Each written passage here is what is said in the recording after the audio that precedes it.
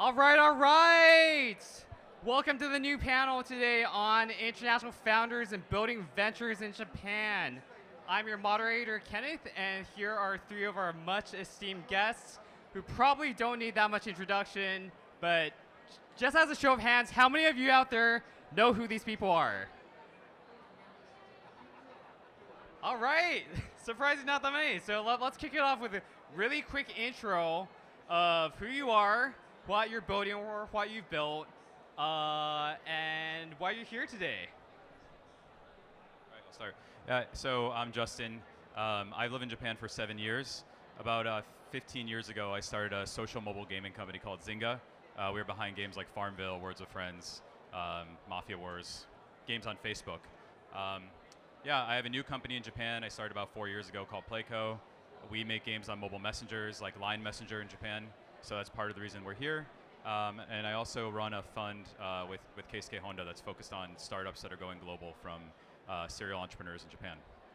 Awesome. Hi, my name is Sam.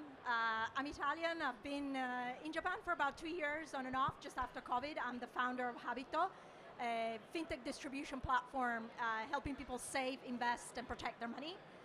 Prior to that, I was in Singapore, and I ran a business called SingLife, which exited through a private equity deal run by TPG. And about 10 odd years on the investment side. So I'm kind of an entrepreneur that has spent a lot of our life actually being an investor. Glad to be here. And hi, my name's Russell. Can you hear us? We can't hear. Okay, perfect. Good, because we're like, what's going on here? I don't even know anymore. Okay, nice to meet you guys. My name's Russell. So, yeah, I'm a foreign entrepreneur in Japan. I was in Japan for about 19 years. I started a business called Paydi. We sold it to PayPal almost 3 years ago now. Yeah, I'm still an entrepreneur and whatever in the mix. So, nice to meet you all. Cheers. Awesome. So, in fact, like three of the most accomplished founders I know, period, I think globally, and especially here in Japan. And so, very, very happy to have you here with us today. So, thematically, I think for the conversation today, we like to kind of go over first, like, generally speaking, people's thoughts on the ecosystem, kind of structurally what you're seeing, what you're observing, and maybe bring a little bit of like a comparative lens to, I think what a lot of people in the crowd are seeing today right now in Japan, along with other countries. I think after that, we'd like to dig into some like more actionable details and some of the experiences that you've had kind of building your companies here in Japan, and kind of advice that you might have and insights that might not be completely obvious, right, for people looking on the outside in. So that would include like challenges as well as maybe advantages that you might have here in Japan. So, just to kick us off here, and I can barely hear myself, what motivated you to like start a company here in Japan, right? Because I think looking through all of your careers, you've been in a lot of different countries. You've started businesses in some different places as well. But what drew you to this place? I guess we'll go in order of time, because so I've been in Japan for 19 years, right? So I came first to work for Goldman Sachs, and then like everybody here who's become an entrepreneur, I kind of understood, like I was a reasonably good worker, whatever, I had some kind of career path, but that wasn't going to be enough for me. That I actually I wanted to try this effort of being an entrepreneur, doing my own thing, seeing if I could, go and live out in the jungle rather than living in the zoo that was Goldman Sachs, if you'll allow me the analogy. And when I looked, I was just here for work, luckily. And for me, I was really inspired. I went to graduate school in California, felt like every good idea had 10 well-funded teams that was doing it. And in Japan, it felt like only 1 out of any 10 ideas had people trying to do anything. So for me, it was really this combination of the very personal thing, that it was just that stage of my life where I was, I kind of didn't want to do this traditional, even though it was somewhat prestigious career track. And, Japan, even still big, still wealthy, still significant. You can build even a domestic business like we did of a certain size. So I was really attracted by that. I didn't know how hard it would be. Of course, nobody knows how hard it is at the beginning, but that was really mine. Like, I was in Japan, and then I just saw so many opportunities And entrepreneurship, 15 years ago, per unit of GDP was so low that it just felt like there were so many opportunities and low-hanging fruit. So that really kind of got me fired up. I think my story is actually very, very different because I never thought ever that I would start a business in Japan, right? I'm Italian, I lived in Europe, in the US, in Singapore, in Dubai, like why Japan? The most interesting fact is that when I started the business, I was really surprised that not just the people outside of Japan would ask, why starting a business in Japan, but even people in Japan, they're like, why are you here? Right? So actually, I like Russell, I really think there's a great opportunity here, but unlike, I think, most of the entrepreneurs, I have no cultural references here. I don't speak the language, I never lived here, and I started very much from ground zero. So I think this is hopefully a new category of entrepreneurs that have learned a trade outside of Japan and then bring into Japan maybe a slightly different perspective of how to sort of build a business from scratch. I'm learning every day, I'm loving it, and I think, as I said, the big opportunity that brought me here is that I think, particularly in the fintech space, which really is the space that we both sort of worked in, there's an enormous opportunity. So space for hundreds and hundreds of entrepreneurs to come. Yeah, I mean, I started a game company by accident. So we were building apps on social networks. College students loved playing poker, so we built a poker game. We added their profile pictures and their names. We said, this is different than any games we've ever played before. We said, let's build more of those. So I also ended up in Japan by accident.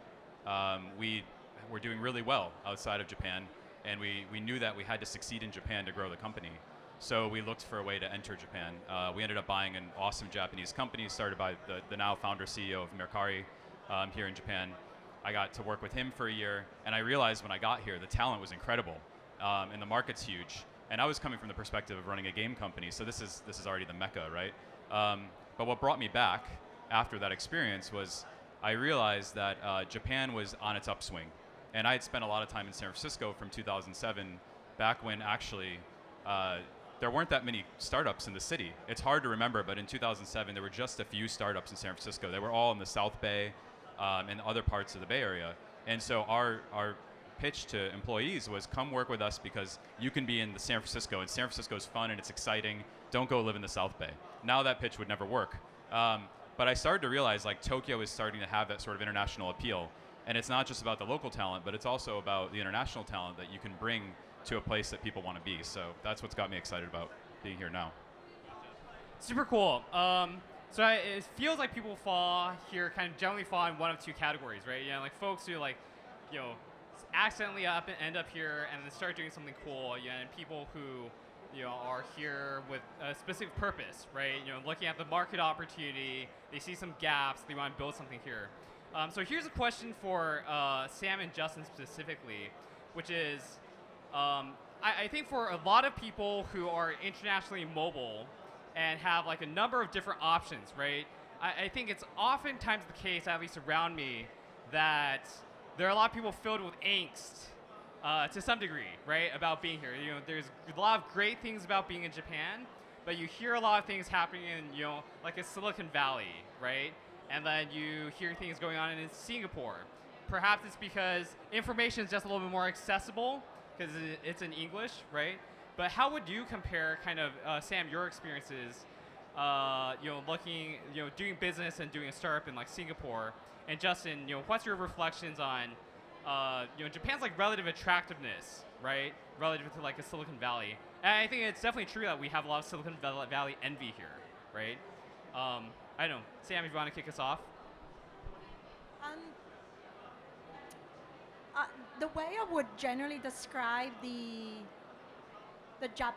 Japanese, particularly the startup ecosystem, I would say emerging. That's the first sort of thought that comes to mind. And it's emerging when you look at sort of the infrastructure that is generally available for founders, particularly first-time founders. It's growing, but it's still fairly, I would say, immature in some cases. The presence of early stage capital that is growing, but still I think the risk-reward profile investors in Japan, I'm saying domestic investors, I still needs to better reflect really the risk rewards that happens in early stage. And I would completely agree on the talent side. There's certainly more talent available here, and certainly cheaper than many other places on the planet. So there's a little bit of arbitrage that you can have here. I personally found it really hard as a foreign founder coming in from a very simple, and I know it sounds very trivial, but I don't speak the language, and that language barrier for me was material. It wasn't obvious, the communication with partners, investor, regulator, employees. You know, I needed to really understand how to break through that. And that is different from most other ecosystems that I worked in, because English is the language of trade. Thanks. Yeah, I mean, I guess the question is about why would I choose here with other places. I think being a founder is hard everywhere, and it's important. It's such a mental game, right? And there are so many things that you can point to that could be setbacks living in a place like Japan. And if you let that define you, then your company's going to be dead before it even started. So I really think it's important to recognize there are challenges. Like, it might be harder to open a bank account. I might have to go get a hanko made. But no one's asking us to go the full extent, right? And it's important to respect the local culture, but also not go nuts trying to like conform to the point where you're actually losing yourself in the process. And so for me, I like to think of these things as less roadblocks and opportunities. I mean, it's an opportunity to stand out for sure. And I think as long as you have the right mindset, like these hurdles are something that are easily overcome, and they're the type of administrative hurdles that you deal with everywhere in the world, frankly. And they're not the things that make a great company, right? So what makes a great company is making something people want. It's not dealing with the local customs. So I feel like these things are relevant, but you have to really psych yourself out and just remember to keep your eye on what's actually important. Great answer. So I guess I have a question for Russell here. So you've been able to build like a domestically oriented business and exit it for like an outstanding amount, right? You know, you exit for $2.7 billion to PayPal a couple years ago. I believe like the biggest M&A transaction for a Japanese startup in Japanese startup history. Yes, biggest right? venture M&A exit. Yes.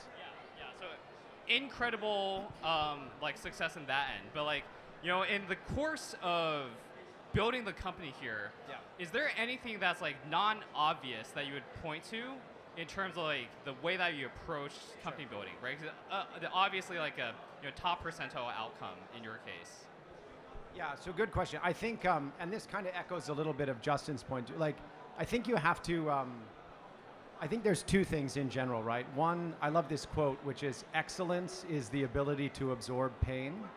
And I think that's true, again, if you were doing a startup here or Silicon Valley or whatever, like there's all of this pain that kind of comes along with it. And I also kind of love this idea that you choose your pain. So like, you know, like if you're okay, you know, our business was built through Japanese business development.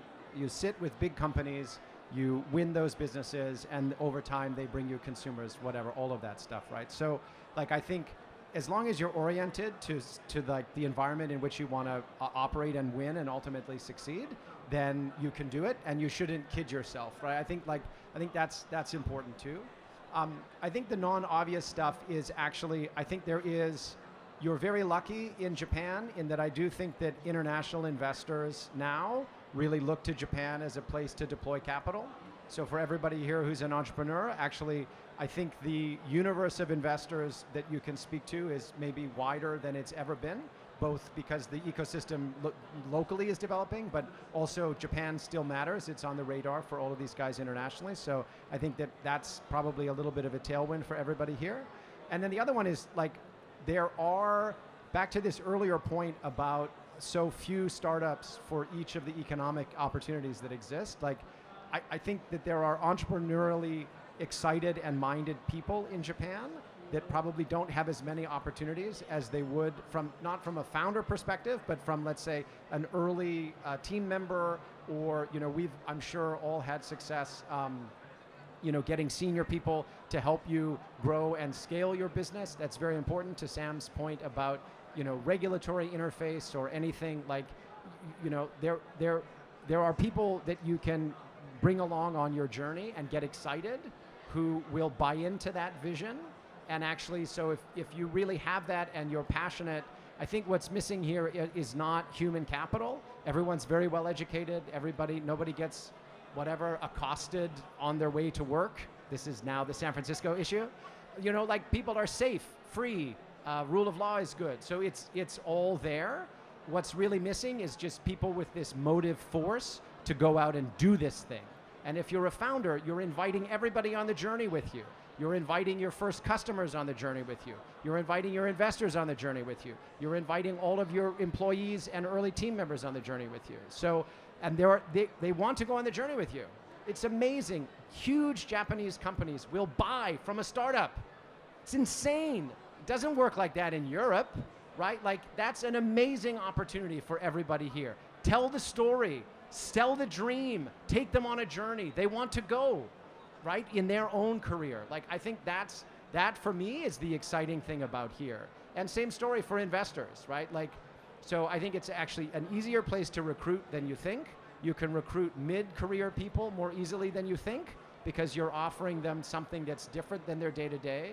In general, wages in Japan are low on a global basis, so it doesn't matter if you're talking about engineers or mid-career people that can really help you scale. They are available, and they're also looking for something cool and meaningful to do, rather than being, employee 10,001 at a Shosha or a mega bank or whatever, which, by the way, are very important organizations, don't get me wrong, but like, I think the insight that people may not see from the outside is, I think there are more people that are open to joining a kind of band of pirates to go and do something cool with their career than you might think from the outside, and that you might have from the kind of the cliche.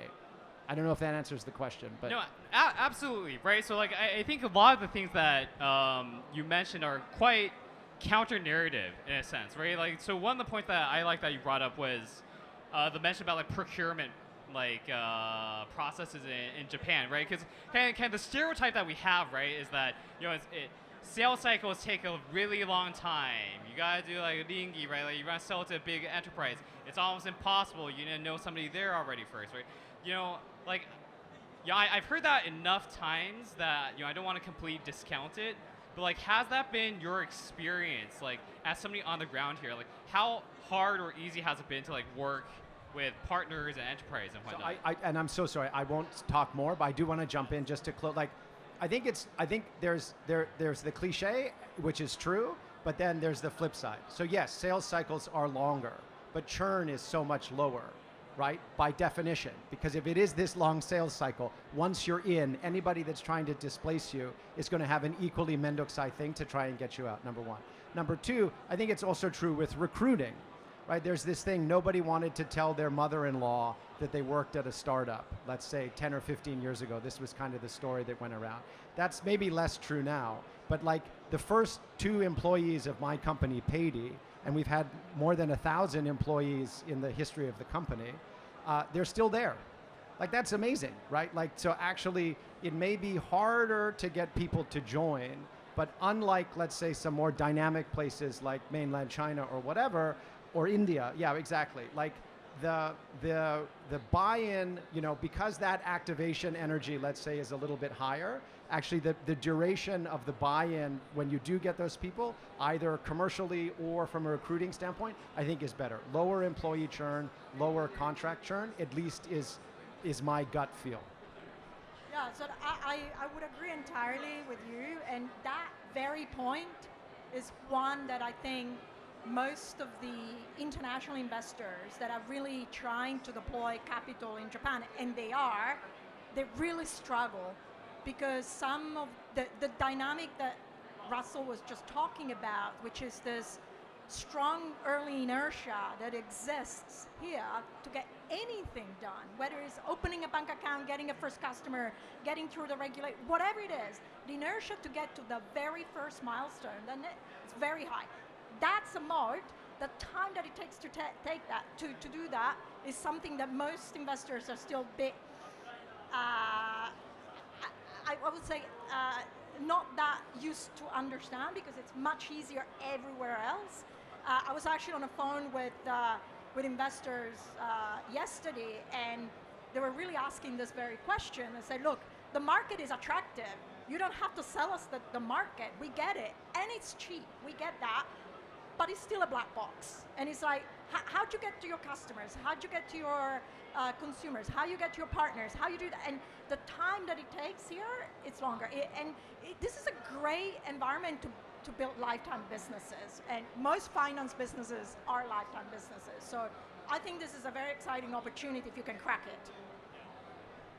Great comments. I want to dig into something that Sam mentioned here, which is like this general perception that Japan's like very much a black box. You know, I think just speaking personally, like in the course of the last year in particular, you know, I felt like a real uptick in the number of investors internationally that are kind of reaching out to ask about Japan. Some of them seem like they're actually interested in deploying capital here. I think there was the piece of news a couple months ago that like Kozla Ventures, one of the top Silicon Valley investors, started deploying capital in Japan. NEA is coming into town. You have a lot more people kind of poking around. And so like naturally this gets a lot of people thinking about like, hey, are things changing in Japan, right? And yeah, somebody on the ground, you're like, oh yeah, like things are, you want to be optimistic, right? But like in your view, I think kind of across the board, like what have you seen actually change? Do you see something that is indicative of something that's actually like an inflection point? I know like, you know, one point that Samantha brought up previously was like, it's over like very much emergent ecosystem, right? Albeit one that's like grown or like developed by leaps and bounds. But from the outside looking in, it still looks like, I don't know what to invest in, and I'm not sure if any of this like really matches what I'm looking for. I don't know, Justin, do you have any thoughts on that? I think there's so many tailwinds right now. It's accelerating. We've been on the upswing for a while, but in the last couple of years, I think you have major macroeconomic tailwinds. I think investors are pulling out of China. They're reallocating a lot of their Asia budget toward Japan. We're seeing that with the funds like NEA and others that have been coming in. And these are large funds that are very interested in Japan. The yen is cheap, right? This is another reason these investors are looking. The entry points are better. The liquidity is higher in the public markets. The talent density is higher. People stay for longer.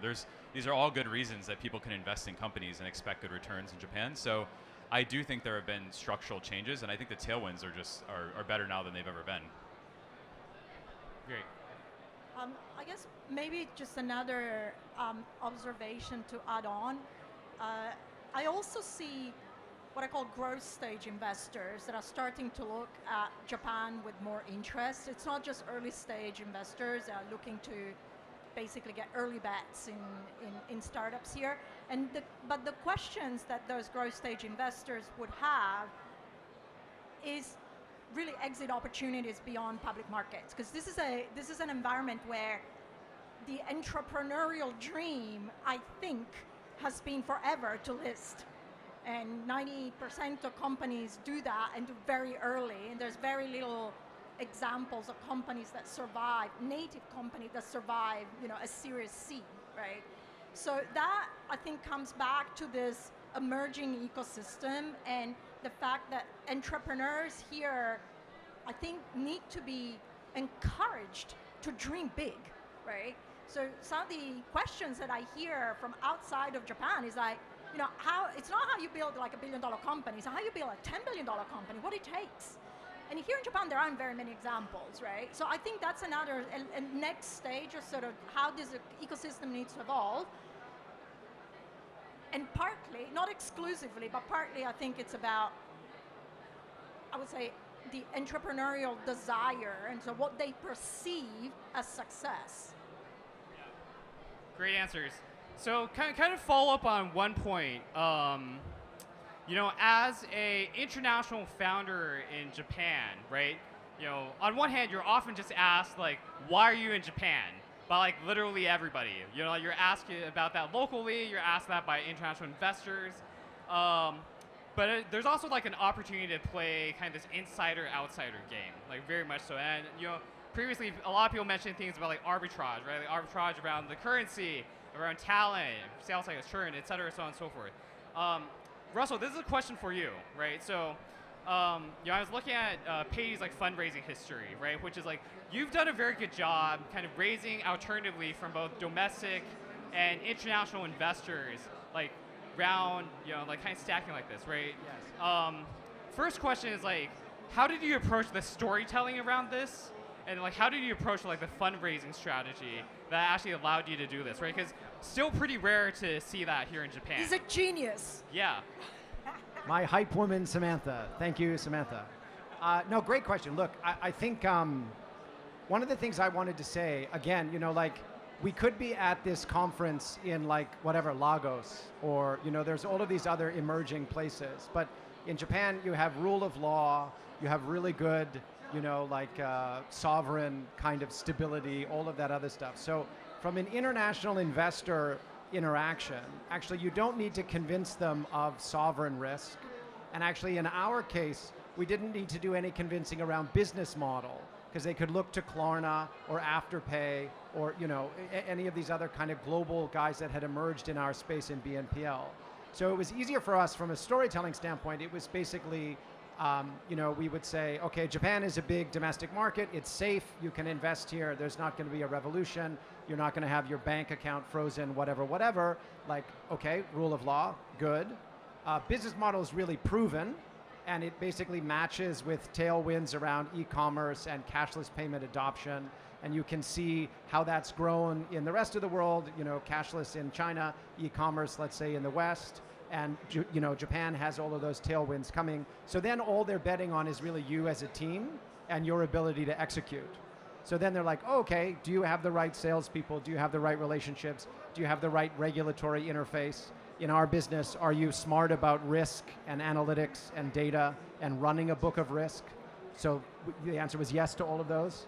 And so that made it a little bit easier, because every international investor that we spoke to had already spoken to or invested in Klarna, Afterpay, et cetera, all of the other kind of BNPLs globally. And we were lucky. We were part of this emerging kind of fintech theme, and that also really benefited us, right? So if you're doing a business now, there's obviously all of these other different emerging themes, maybe around Web3 or some other different stuff. So like, the storytelling is important. That's your job as a founder. I encourage every founder here to sell. You must sell. I think there's this curse. If you say, oh, I'm the shacho, my CFO fundraises. Big red flag. Oh, I'm the shacho, my head of sales sells. Disaster. I'm the shacho, head of HR hires. No, wrong, bullshit, you're gonna lose. All three of those you do as the founder, because you sell all of those in the same way. You sell the vision and the dream. That's it. You tell the story. You invite these people on the journey with you. You make that story their story. So we were able to do that really well to domestic investors who got excited about, okay, these are the partnerships you can do. And obviously I'm a Gaijin founder, so we had good relationships with Amazon and Apple and all of the international guys. But then we built this amazing diverse team. My partner with Riku is maybe here somewhere. We had this kind of, this ebony and ivory kind of combo. Oh, there's Riku, yes, Surie-san. So we could cover everything, right? And you don't do this alone. I sold Riku on this story, and we went on this journey together. That's your job as a founder, do it. So we could also do that internationally and say, yes, hey, okay, we're 2 years behind where these guys were in the US, or we're 3 years from Europe or whatever. But all of these trends are real. People are going to shop online more. People are going to want more convenient ways to pay. People are going to want instant access to payment and credit products. So we were lucky. I mean, as you say, we've talked about this a little bit before, where we kind of alternated between onshore and offshore. And it also kind of allowed us where the domestic guys would see us, and then we would touch base with them, let's say 12 months later, and then they'd be ready. And then in the middle of that cycle, maybe halfway through, we would be doing more international stuff. And then, so we kind of had this sort of phase, anti-phase set up so that it was a little bit smoother. And to Sam's point, just to conclude, like the growth thing was also there for us. We were really lucky. Like Wellington, Soros, all of these big crossover investors who like to do these very late investments and then can anchor an IPO. Like, again, Japan is on their map. That was, we availed ourselves of that too. And I think those guys tend to be more international than domestic, still. I don't know. Long answer. Sorry. Yeah. No, I was saying I would agree.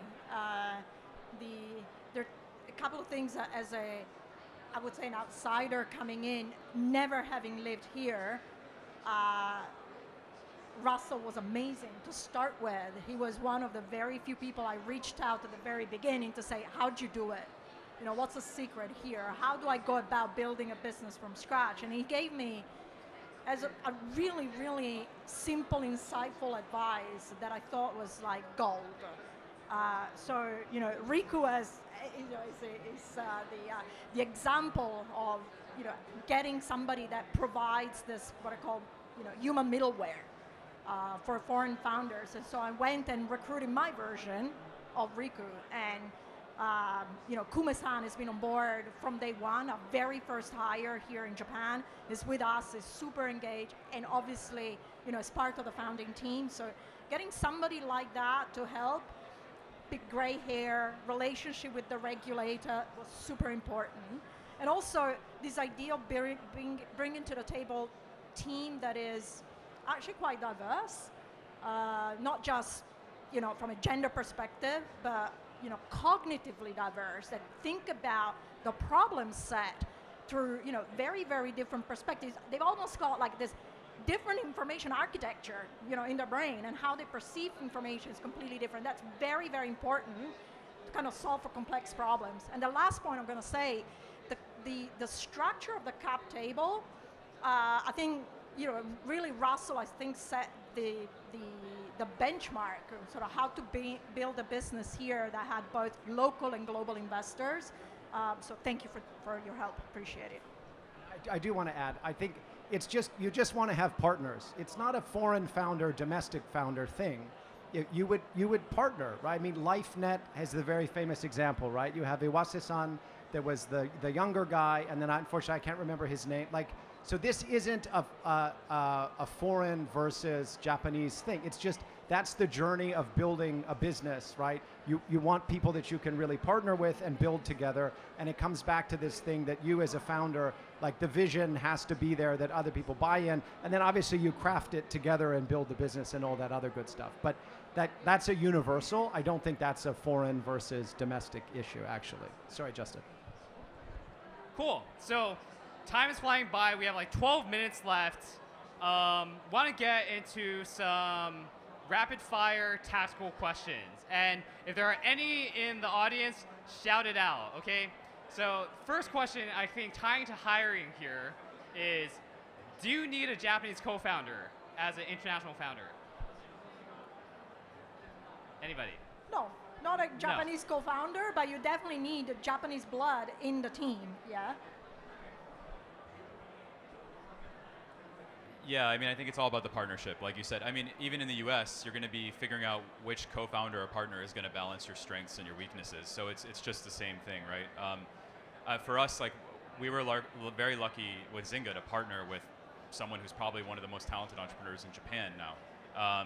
And I learned a lot from him about this market, and we were able to bring our product management expertise at that time, which was not really a thing yet here. So in that way, like, it wasn't about, again, foreign or domestic. It's more about like what skills people bring to the table and how you mix them. I also think like you don't need to define yourself as a Japanese-focused company just because you're in Japan. And this is the other tailwind I forgot to mention, but after COVID, what basically happened is the best tier 1 VCs in the world now take meetings over video call with entrepreneurs all around the world. And Andreessen does not care where you live. It won't even come up on the call. It may come up in diligence when they're actually interested in investing in your company. No one cares about where you are based anymore. That is a new thing. So your pool of capital is not just the people who are interested in investing in Japan, it's also now everybody. This is a conference that has a lot of Web3 investors. It's such an international community. I don't even know where some of these people live. I'm convinced some of them don't even have one place they live. They're just sort of perpetually traveling. They don't care where you're based. And that is something that's so different. So if you can just let that perspective go of like, I'm building a startup in Japan, I have to like slot this thing into Mother's stock exchange, and I should build within where I think I can compete in this little niche. There are businesses where that matters, but there are a lot where it doesn't anymore. And so there are strengths to being here, and there are opportunities by just actually going for it at a bigger level. There's no reason there can't be $10 billion companies in Japan, especially now. There are no limitations. There's no human capital limitation. There's no actual investment capital limitation. It's a lot of it, so much of it is mindset. So to me, that's like the single biggest thing. Super helpful. So kind of digging deeper a little bit into the talent and team building angle. So, you know, the general sense that I've gotten right is, or you know, what some people have told me is that, hey, sometimes it feels hard to find the right kind of people, the right kind of skill sets. Obviously, I think to your point is like, you know, the access to both capital and probably talent is much easier than it's ever been in the past, right? You see a lot of outsourcing by even like Silicon Valley, you know, companies, and like, you know, hiring people from all sorts of places globally. Has that been your experience here in Japan, right? And how do you think about, you know, balancing, you know, international hiring with like local hiring? If you have a response to that.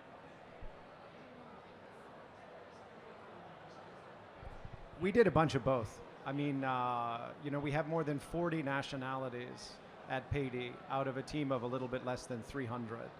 And, you know, we were able to basically, to Justin's point, you know, this was pre-COVID. Now you can just get people remotely who are super talented. But even for us, we were able to say, hey, come live in Japan, eat great food, do great work, work with a great team, but also live in absolutely a world-class place. It's quite a compelling pitch, at least for people that are not that focused on tax, although tax is obviously a challenge. But yeah, I think, again, you have to play to your strengths, and one of the strengths of Japan is how great Japan is. So if you can use that in your arsenal to recruit, you should. I think a little bit to Justin's point before, in the same way as capital can come from everywhere, so does talent. And so when I think about talent here in Japan, I always ask the question whether, first of all, a particular role requires Japanese language skills. And that already creates a very particular set of opportunities and requirements. But very rarely, unless the person is in marketing or has some, you know, regulatory sort of relationship that needs to be in Japanese, but very often roles do not require Japanese language skills, in which case you can actually really go out and hire people from pretty much anywhere in the world. And we're a much smaller team, but we have people that work remotely from Europe, from the US, from Singapore. So I expect that to become more common and more the norm. And so, yeah, I think the question of sort of hiring in Japan, particularly, the language skill is the only piece that I think has, you know, very specific requirements, if you like. Have you found it hard? Oh, just add one more thing on that. So raise your hand if you've heard of Pal World. Okay. So Pal World was the biggest game that was built this year, and it was actually built by a Japanese team. And almost nobody on the team had any experience in building games. This is a place where there are probably more experienced people in building games than almost anywhere else. But the game they built is not a game that people in the industry would build. It was Pokemon with guns, right? If you gave this pitch inside of a boardroom at any good game company in Japan, you'd be laughed out. And now you can. The window is expanded, right? But the point is, like, when it comes to talent, at this small size, you need people that are different. And so, yeah, when you're scaling the company, you need people that are going to go be an executive for your company. And at that point, maybe you need to attract like some very particular person that's in San Francisco and has such and such title. But in the beginning, that doesn't matter at all, actually. You want very few of those people. You want broken resumes. You want people that are excited about what you're doing. And when you think about talent from that perspective, like you have more people that are more able to become more different types of people that can contribute to your company here than almost anywhere else. So you can't look at it as like, I need to hire some VP from Amazon to build my company. That's not really the path to success in the early stages. Makes a ton of sense. So we got about 5 minutes left here and a very large crowd. Does anybody want to ask any questions? Jeremy? Do you want to come up here? Here, how about like people who want to ask questions? We got 5 minutes. Kind of line up over here. Japan's famous for its industries, right? Strong industries like automotive, entertainment. How have you guys seen working with those? Have they been more receptive to startups such as yourself, or is that changing? How's that dynamic for you guys? I think more. Yeah, I think that the attitude around DX is really actually working. I mean, I can't believe the size of companies that want to work with small startups. And this is anecdotal. I've heard from other companies working in AI for things like anime. And in the US, there's a lot of skepticism around from artists about how they should be working with generative models in AI. But in Japan, there are top studios that are working with startups right now on making AI-generated content. And these are the companies that we would consider so traditional and have such a focus on the craft of making an anime. And here they are with LOIs with these startups. So I've seen this across the board. I just feel like there's a lot of open-mindedness to startups here. Ditto. Nothing more to add. Thank you. Traditional Japanese companies, especially big companies, they like to recruit the graduates. They even go to the third year of college to find. So what do you think about startups? Should we do the same thing, or we go another alternatives? Thank you.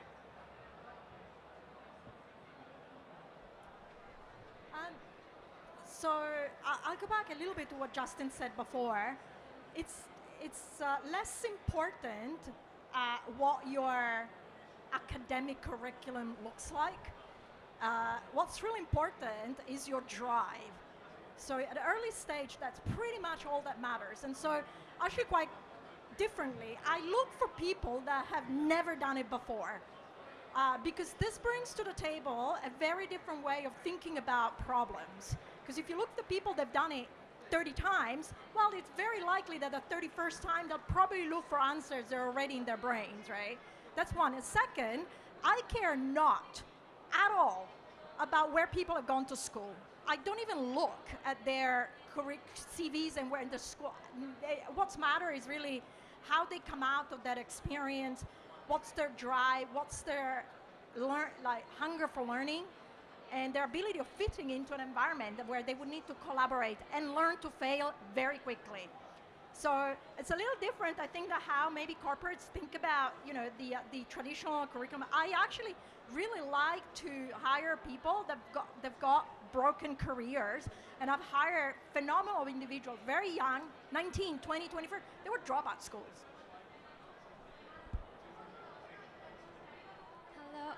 Hello, my name is Aina, and I'm currently a rising senior in high school.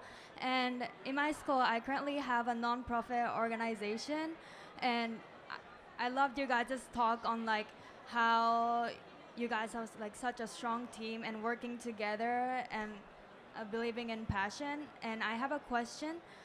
So since I'm a rising senior and my group mates are all going to different colleges, do you guys have any strategies on how to keep the group together and then have the same passion and grow the organization? High school. Way to make me feel super old, but great question. Yeah, I feel old too. Sam? I'm dead already. Yeah, I don't know. Good luck with that. But that's great. Look, shared passion is a very powerful, cohesive force for humans, right? If it's cohesing around this shared passion to build a company or a commercial relationship or a nonprofit. So just keep the passion and hopefully it will work. I don't know. Yeah, and one thing in my mind that's better than shared passion is share action. And so, I mean, maybe there's a project that you can make sure that you work on together as you continue to go your separate ways, and that'll keep things together. Okay, thank you so much. Thank you. I love that, Justin, actually. Great. That's nice. We have 1 minute left. Thank you, guys. My name is Taro. We're a Japanese Web3 intent-based blockchain company. We're looking for advisors. And when you guys is probably advising multiple different types of projects, and you got thousands of teams trying to come to you, what do you guys look at in terms of the teams when you say, you know what, I want to advise that team. I want to work with these guys when they're reaching out. What are some of the core things that you guys look at there?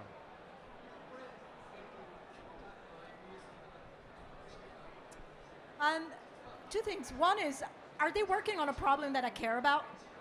And is this a problem that I actually can contribute to, either directly on the problem itself or on the team?